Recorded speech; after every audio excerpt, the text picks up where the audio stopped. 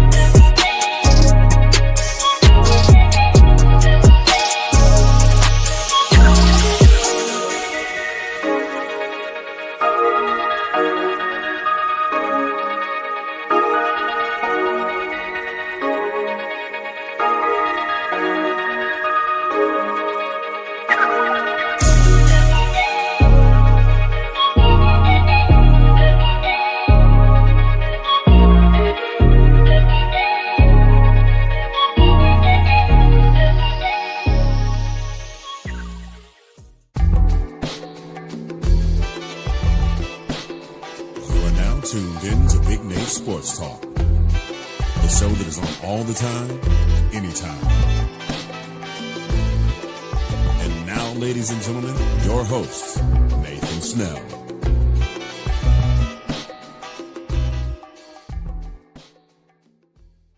And as always, thank you, Mr. Anthony Handy, for that wonderful introduction. Good evening, ladies and gentlemen. It is your host, Nathan Snell of Big Nate Sports Talk Podcast. This is episode number 413. This episode is Maryland Women's Basketball. We're recapping the win against an old ACC rival, and we're previewing week 4 against the Syracuse Orange. But before we get into that, there's a few things I want to say up front.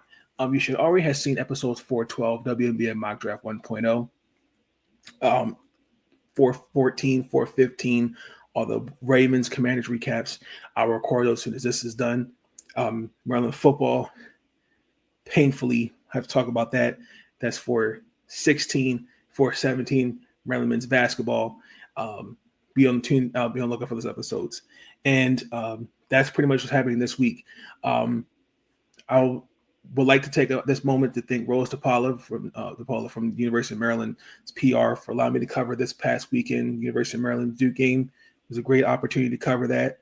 Hoping to get an opportunity to cover them as they cover if they play this upcoming Sunday, the Towson Tigers.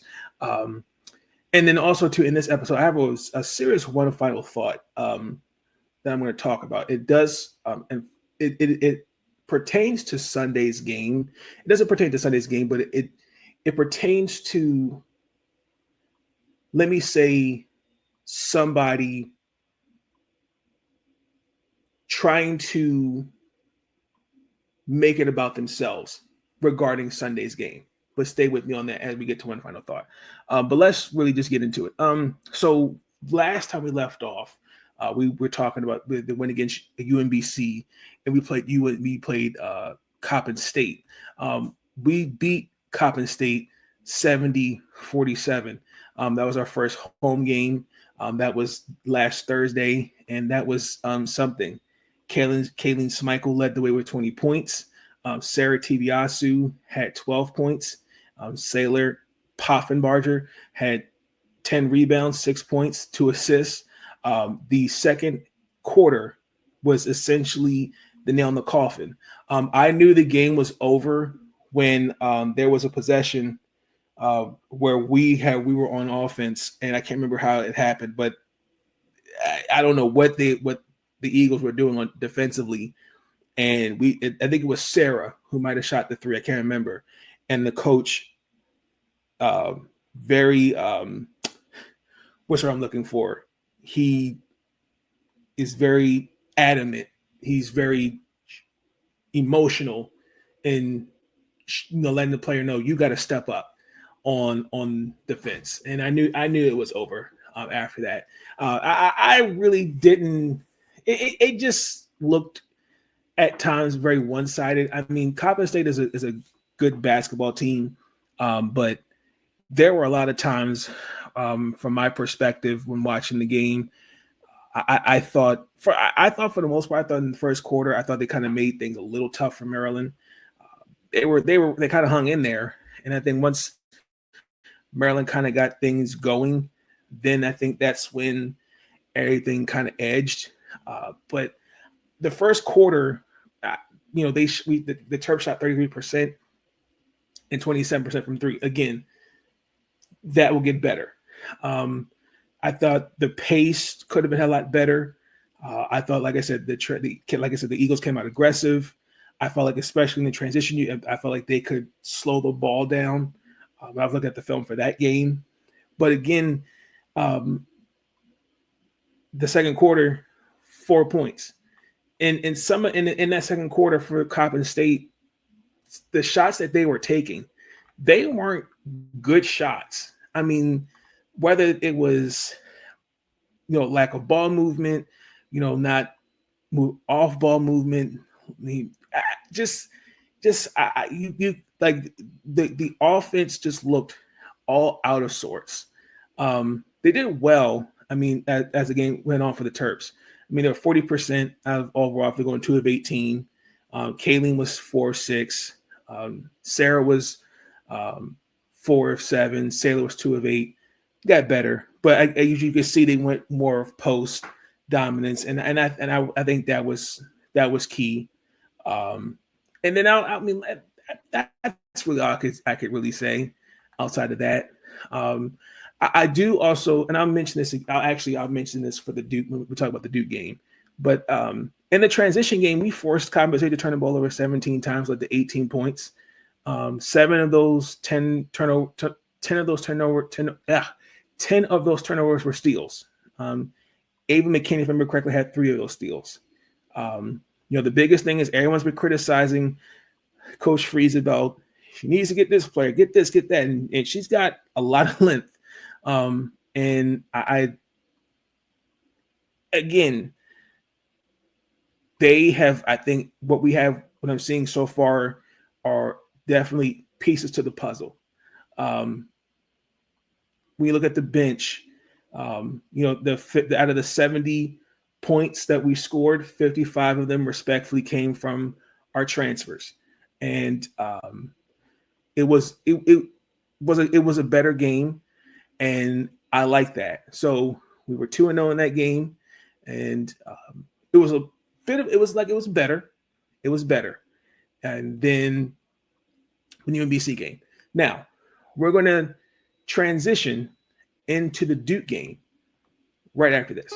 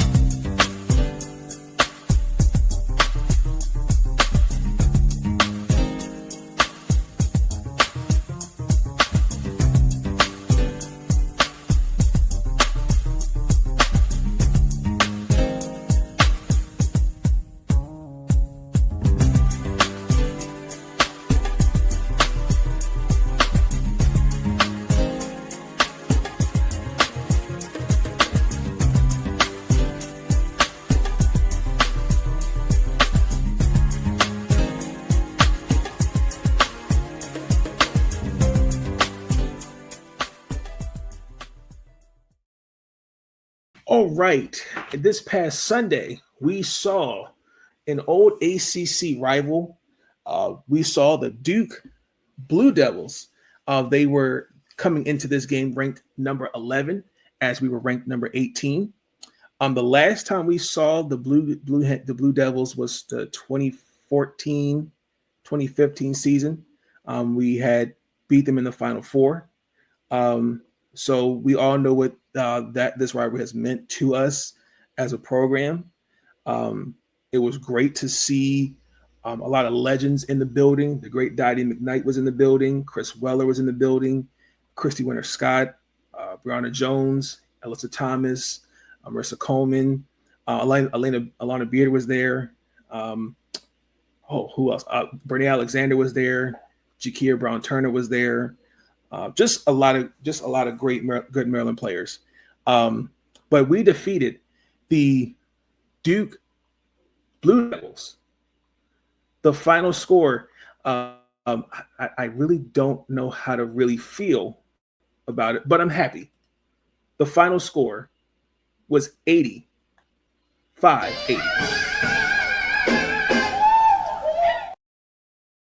Okay, so a couple things that I noted coming into this game. This was really our true first ranked opponent. Uh, we know last year Duke got to the Sweet 16. Um, Coached by the great Carol Lawson. This is her fifth year as the head coach. They came into Sunday 2-0. They beat Radford, and I think it was Liberty. And again, this was a non-conference game, but we all know what it's a rivalry. Duke. Okay. For me, when I looked at their first two games, I looked at this statistically. While they are a good shooting team,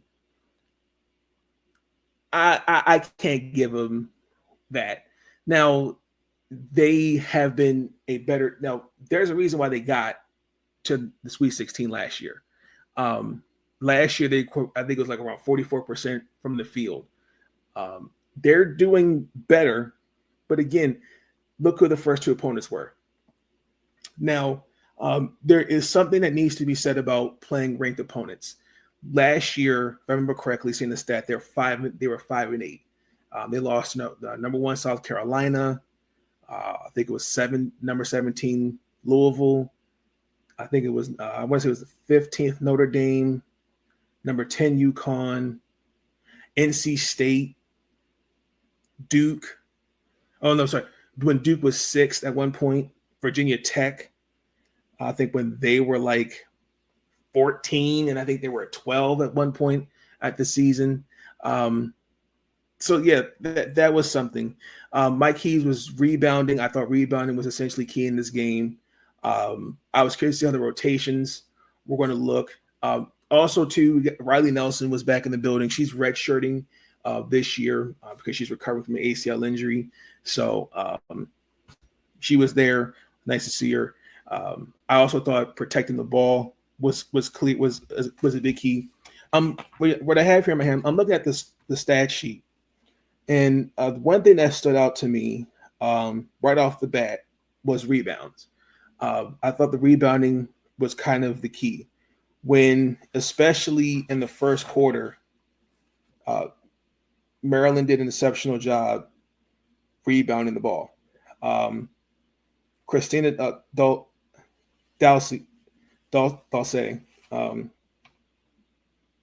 just is a tremendous player. I just love her energy. I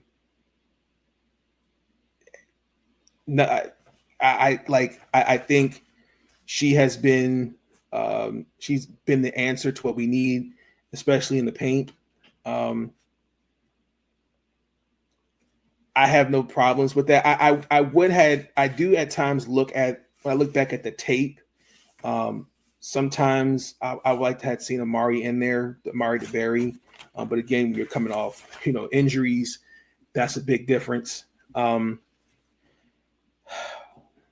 had another game. We had 20 more bench points. We had 21 fast break points. We had 40 points in the point. 40 points in the paint. Excuse me. We practically had the lead for the entire game. Didn't look back on that. The one thing that really looked about for I think also what kind of sealed this game was Duke just was all out of sorts. Coach Lawson said in the post game, and I quoted it on my article on mdsportsblog.com, where she said along the lines of, "We scored 80 points. That should win the game." Yeah, I agree with that, but it was a sloppy 80 points. I mean, you're not going to win any basketball games respectfully when you have 16 turnovers. You're 6 of 17 from 3. You're 14 of 26 from the free throw line, and especially a lot, and also too fouls kind of hurt too. Because everybody for Duke was on the negatives. Yeah, I mean, probably the only. Well, actually, I know. Jaden Donovan was 4-13, and she was 4 away from the free throw line. She had 10 rebounds, and she had 12 points. Okay. And then, I'm sorry. And there was Toby Foner, 21. She put 5 of 13. She missed a 3. She was 5 of 10 from the free throw line, 9 rebounds, 15 points. So she was a +2. Yeah.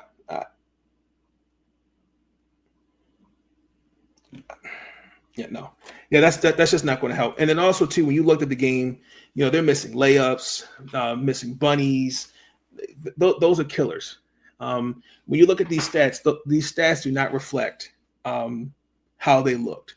And while they did force Maryland to commit practically 20 turnovers, 19 turnovers, I mean, it still does not reflect how bad they looked. They just looked out of sorts, and I think that's a game where they can. This is a game where they can definitely learn to reflect, for sure. And again, this is the third game of the season. Look at this again. Look at the stat sheet. Kaylin again, back-to-back 20-point games, 23 points. Led the way with 23 points. Cheyenne 17 points. I don't know why they had a -2. She gave me 5 assists, 7 rebounds. I don't know why. I mean, she had 4 turnovers, but Christina had a double-double. Bree McDaniel had 15 points, and she had a late spark there in the game. But also too, again, like and some of the things will be cleaned up. Especially some of it was unforced errors, miscues, miscommunication. A lot of the turnovers, when you look at it, was inbounding the ball against the press. Duke did the same thing, had the same issues too. And I respect that, they Coach Freeze and even Shy, both took accountability for turnovers. And they know they can get better with that. And even Coach Freeze in the postgame Sunday mentioned that she is still learning playing styles when inbounding the ball.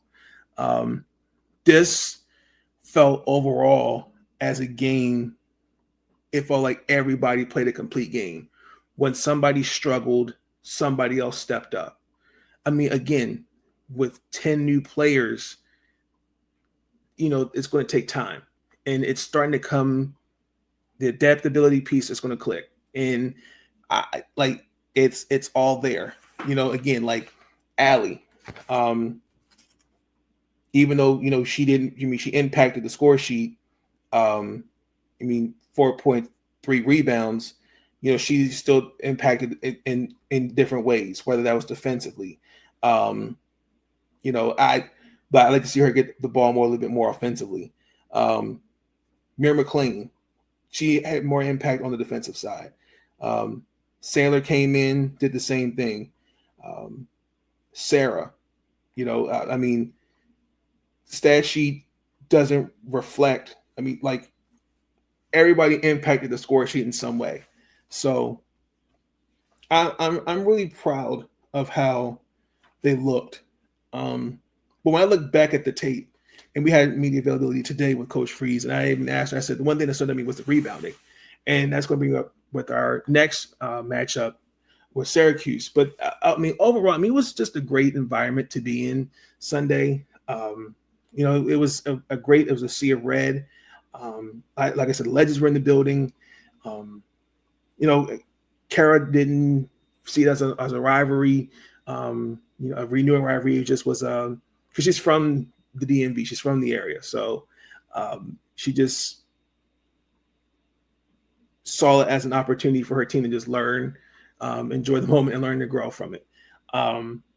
It was a great experience for me to be there. I enjoyed it. I was very, very focused. I didn't, I just was watching it from start to finish. I didn't, like I said, there was really not really any issues other than when it comes to inbounding the ball. That was it. That was the only issue. Outside of that, we did everything right.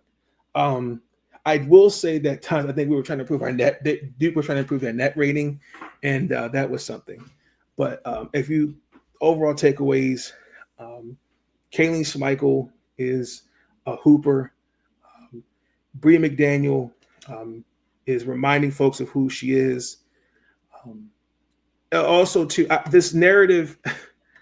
Okay, I read an article where if Shai Sellers, Bria McDaniel, or Ali Kubek have a bad night, the transfers, meaning Sarah, Kayleen, Saylor, Christina, Mir, can pick up the slack. No, that can't happen. They can have a slow start, but they can't have a bad game. When I think, to me, they're the three that you're kind of building this thing around, in my opinion. Because when you look at the stat sheet in this game, and it kind of contradicts the argument of the article. Like, I'm not throwing them under the bus, but outside of Kayleen, Shai, and Christina, and Bree, 4 players were in single digits. And, like, again, a lot of it is, I think,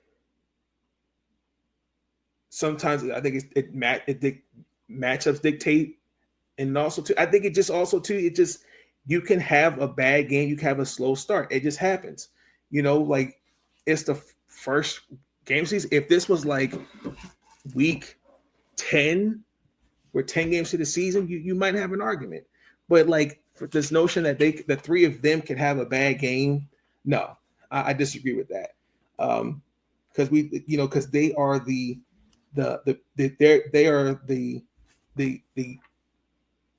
cogs in the engine to get this thing going. But overall, I like it. We're 3-0 in our first ranked win, and that helped us move up 7 spots. So we took Duke. We're now ranked number 11, and coming into tomorrow's game, we're playing Syracuse University, and we're going to talk about that in just a bit.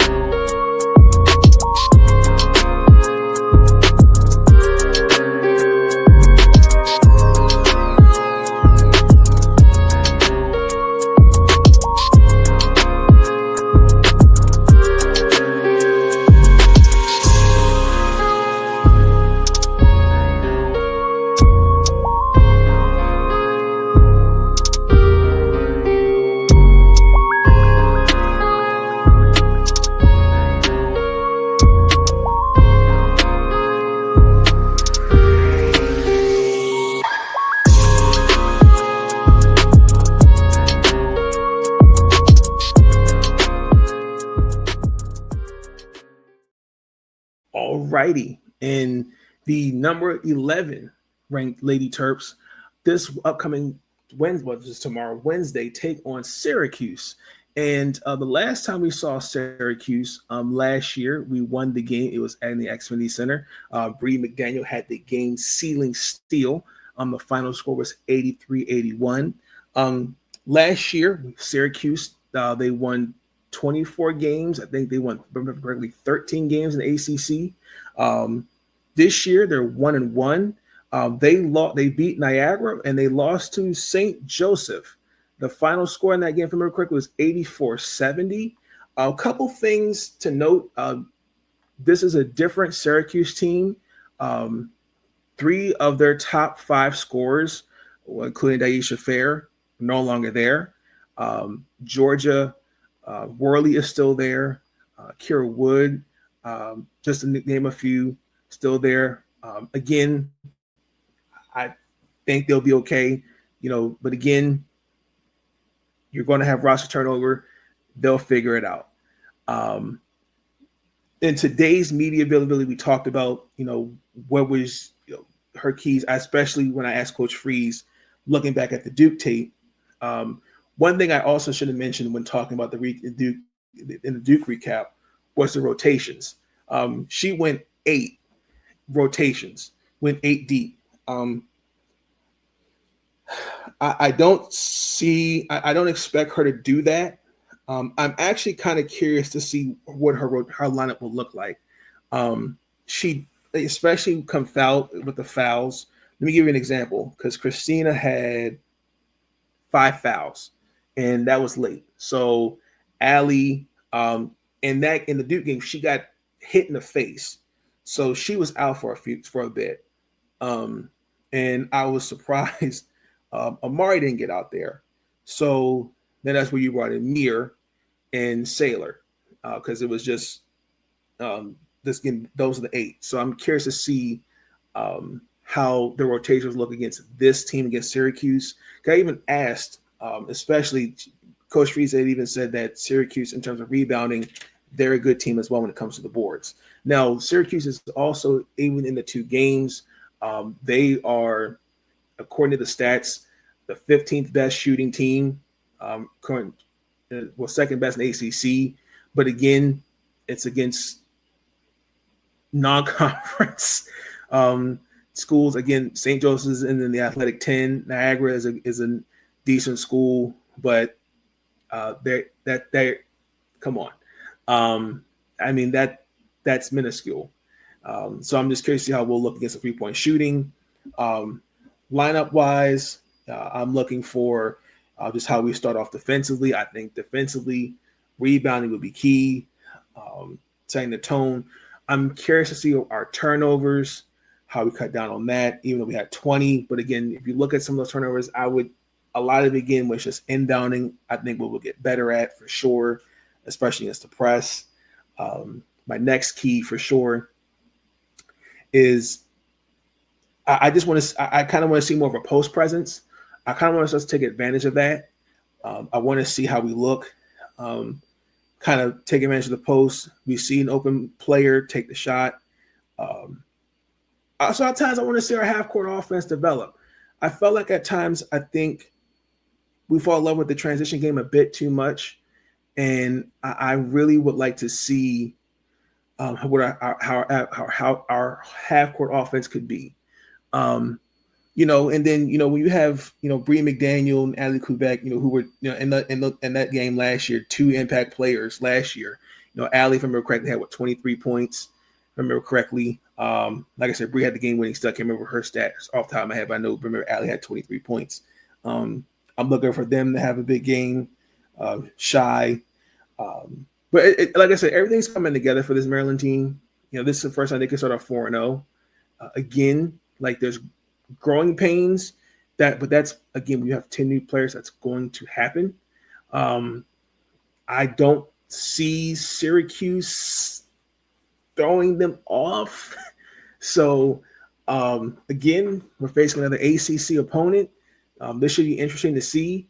It's on the ACC network Wednesday. I think it's at 7 p.m. My final prediction, I think the Maryland women's basketball team will upset the Syracuse Orange. The final score, I'm going to say, is 75-61. Guaranteed. I think if Maryland does those things, rebounding, I'm actually curious to see how defensively Brenda will. At times, I was a little curious. Even in the Duke game, she went to zone. I'm curious to see if she'll do that against Syracuse. But I think Maryland. I think Maryland will be all right. And this will be a true road test for them. I'm not counting UMBC as a road. It was a road game, but no, I'm sorry. No disrespect to UMBC, but yeah, no. Outside of that, hey, Lady Terps looking great. I like what I see. I like what I'm seeing. And hey, look, again, it's coming together. Everything takes time. We're staying the course. Like if we just clean up the little things, again, I think we'll be all right. And even within this game, you could see Amari DeBerry in there. Okay, I even asked Coach Freeze that. I wish I could show you guys the tape from today. But depending on matchups, we could possibly see her in there. It all depends. So we'll see how it looks. But that's my preview against the Syracuse Orange for tomorrow's game. But with that being said, let's get into the one final thought of the podcast.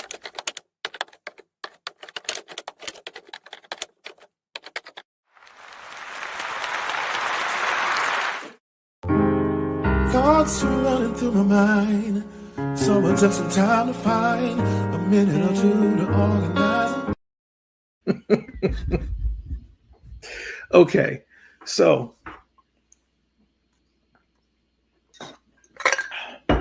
my one final thought, I'm going to give a shout out to my friend Derek. Friend Derek sent me this. It's not funny.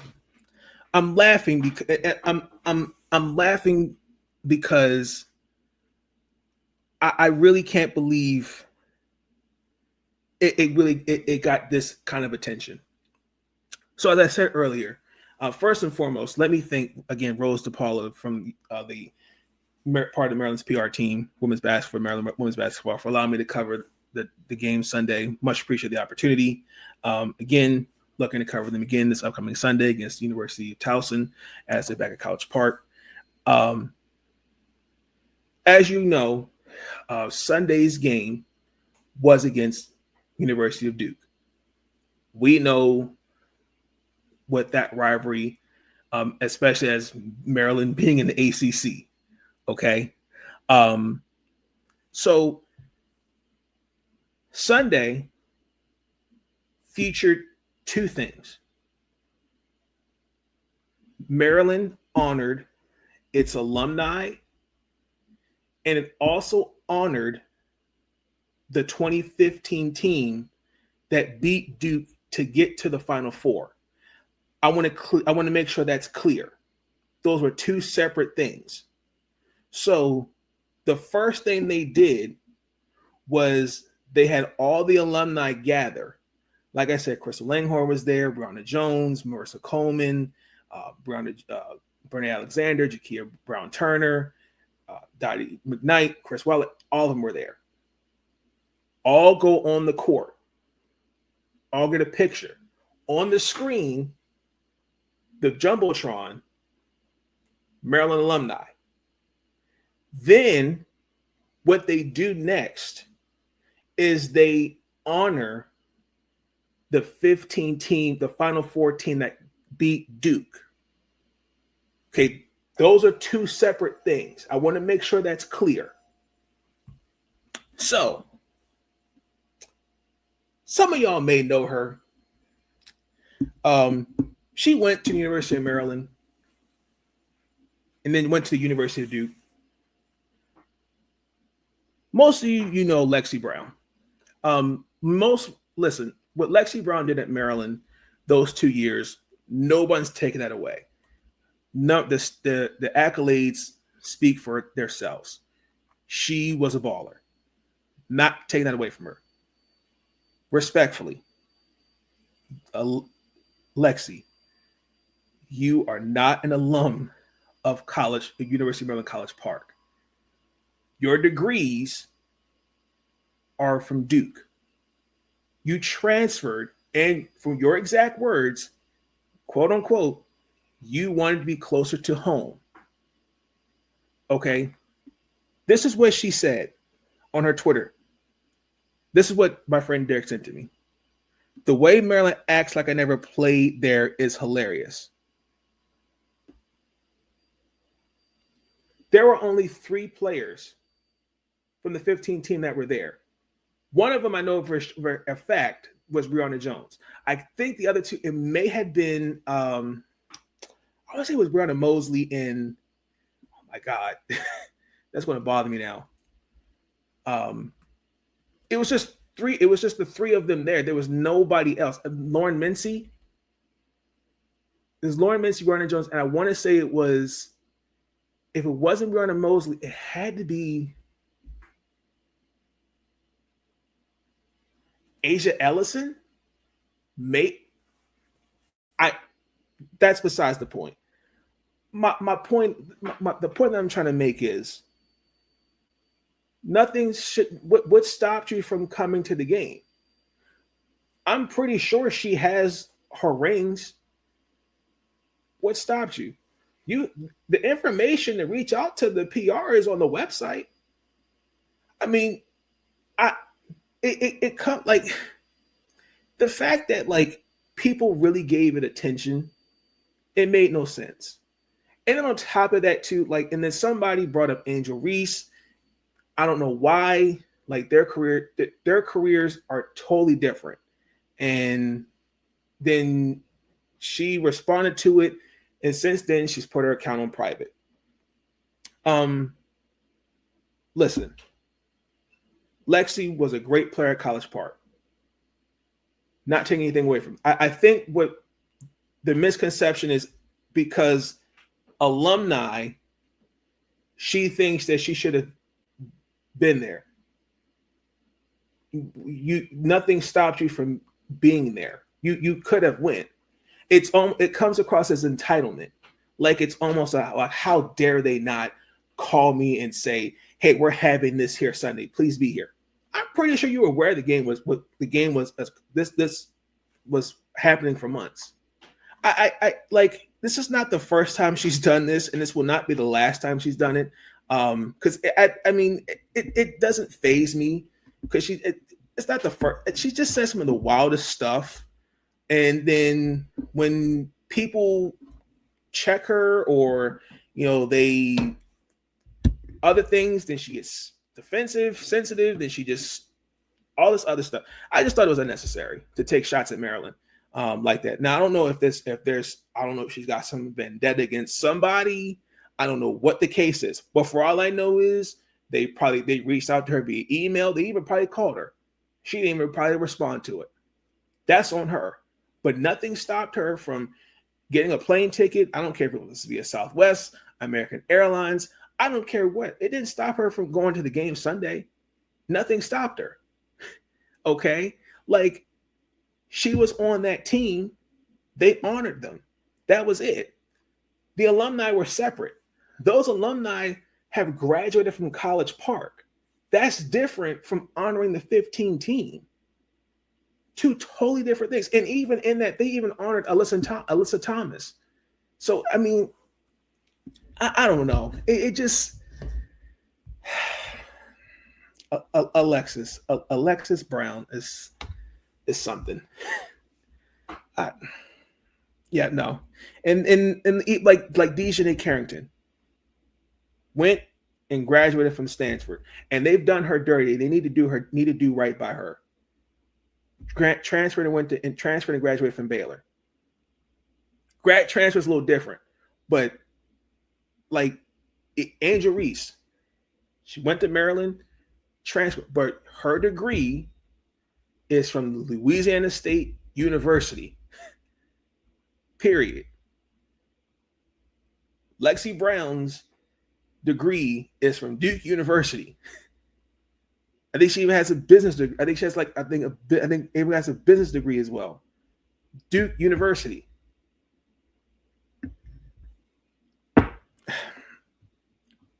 No. Okay, that's it. I'm done. That to me was mind-boggling. But again, I'm not surprised. I don't even know why people even gave it attention, because it should not have even gotten attention, because it came across as, woe is me. See, look, I went there and look, they didn't even think of me. How dare they? Like really? Producers, please get me off the screen. Please like, comment, and subscribe for all future content.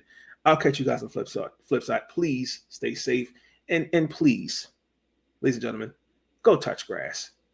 Please.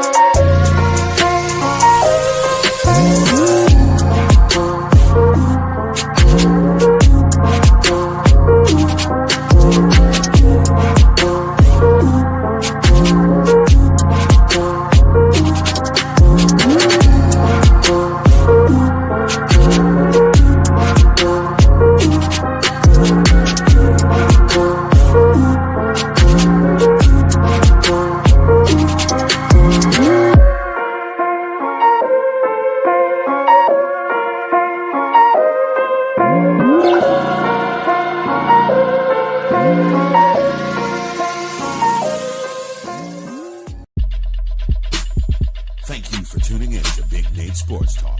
If you enjoyed that episode, be sure to like, subscribe, and share Big Nate Sports Talk. It's on all the time, anytime. And I wanna thank you. All I wanna do is say thank you.